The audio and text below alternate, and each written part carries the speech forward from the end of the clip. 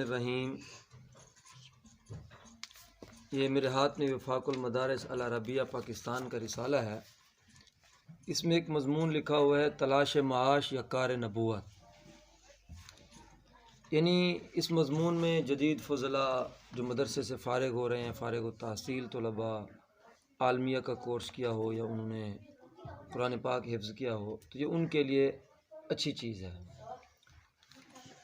اس میں لکھتے ہیں کہ مسئلہ تلاش معاش یا فکر معاش کا نہیں ہے۔ معاش یعنی کہ روزی روٹی، اصل بات ترجیحات کے تعین، مقصد اور نصب العین کو واضح کرنے کی ہے۔ جھگڑا مادیت پرست اور ایمان کی کشمکش کا ہے۔ تو اس مضمون کو پڑھنے سے پہلے انہوں نے درمیان میں ایک بات لکھی ہے، میں وہ پہلے کہنا چاہوں گا، وہ یہ ہے کہ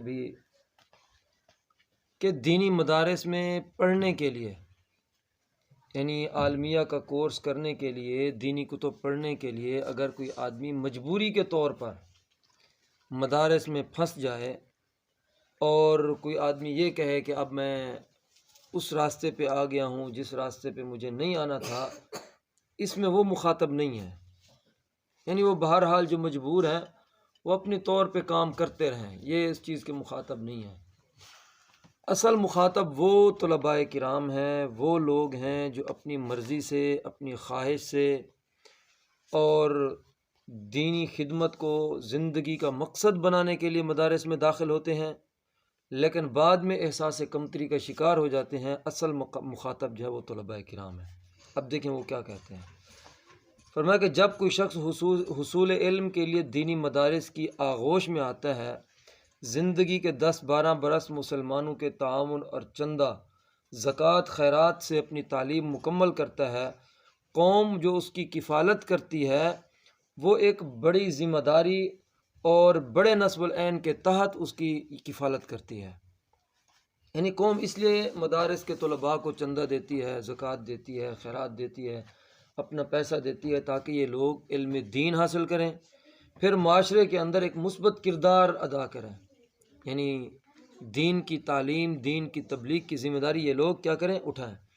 اس لیے اس طویل سفر سے گزر کر عالم دین بننے والے کا سب سے پہلا کام، اس کی اول ذمہ داری، سب سے پہلی ترجیح ذمہ داریوں کی، دینی ذمہ داریوں کی ادائیگی ہونی چاہیے۔ یعنی کہ قوم جو اس کی خدمت کر رہی ہے تو پھر دینی مدارس سے فارغ ہونے والا طالب علم اس کی پہلی ترجیح جو ہے وہ دینی خدمت ہو۔ تلاش معاش یا فکر معاش ایک انسانی ضرورت ہے، لیکن یہ ثانوی چیز ہونی چاہیے۔ یعنی ہے تو ہر انسان کی ضرورت، لیکن یہ ہونی ثانوی چیز چاہیے۔ اس راستے کا انتخاب کرنے والے سوچ سمجھ کر اختیاری طور پر اس راستے کا اس نے انتخاب کیا تھا۔ اب جب اس نے اس راستے کا انتخاب کیا تھا تو اب اسے چاہیے کہ اس راستے کے اوپر کیا رہے، کاربند بھی رہے۔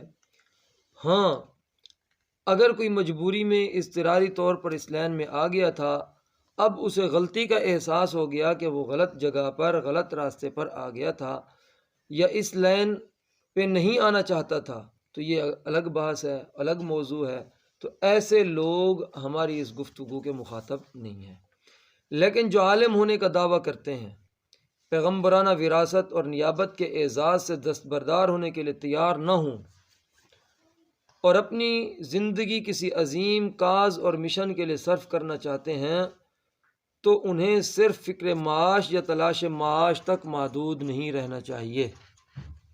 یعنی اگر وہ دینی کاز کے لیے، دینی خدمت کے لیے، دین کے کام میں مصروف رہنا چاہتے ہیں تو پھر اپنی زندگی کو صرف روزی روٹی کمانے تک محدود نہ رکھیں، بلکہ کار نبوت سر انجام دینا چاہیے۔ انہیں چاہیے کہ وہ کار نبوت سر انجام دیں۔ تو اسی لیے دینی مدارس کے جو طلباء ہیں وہ کیا کریں، اپنی ترجیحات کو تبدیل کریں۔ یعنی کہ جو لوگ دینی مدارس میں پڑھنا چاہتے ہیں انہیں چاہیے کہ وہ دینی مدارس کو پہلے سمجھیں کہ انہیں پڑھایا کیا جاتا ہے۔ جب پڑھ لیں گے تو پھر ہمارے اوپر ذمہ داری کیا عائد ہوگی۔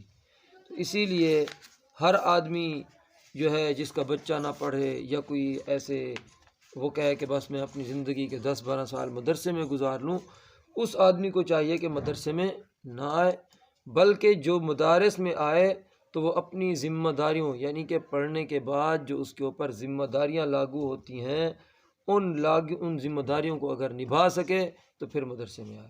اسی لیے عزیز طلباء کرام سے بھی گزارش ہے کہ وہ اپنے ذمہ داریوں کا احساس کریں۔ فضلاء سے بھی گزارش ہے کہ وہ دینی خدمت کو سر انجام دیں۔ اللہ رب العزت ہم سب کو دین کی عالی خدمت کرنے کی توفیق عطا فرمائے۔